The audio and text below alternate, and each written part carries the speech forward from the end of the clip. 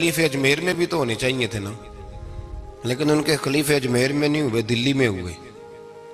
तो मैं सोचता हूँ दिल्ली वालों के खलीफे दिल्ली में होने चाहिए, लेकिन दिल्ली में नहीं हुए, पाक पतन में हुए।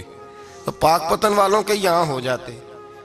वो इसलिए कि कुर्बानी जो देता है ना, जो दूर से चल के आता है, वो कुर्बानी करता है, कुर्बानी देता है, उसको कदर ज्यादा होती है। हमने किसी शय के लिए कभी कुर्बानी नहीं दी, ना दीन के लिए, ना कुरान के लिए, ना मस्जिद के लिए, न शेख के लिए, न तरीकत के लिए। कुर्बानी तो है ही नहीं।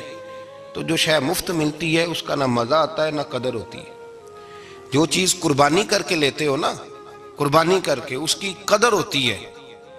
किसी लिए कहा था, किसी दरवेश ने, उसने कहा था, कदर नबीदा एक की जानन दुनियादार कमीने, कदर नबीदा जानल वागे सौ गए विच मदीने। उनसे पूछो ना, उनसे पूछो उन हजरात को कितनी कदर थी।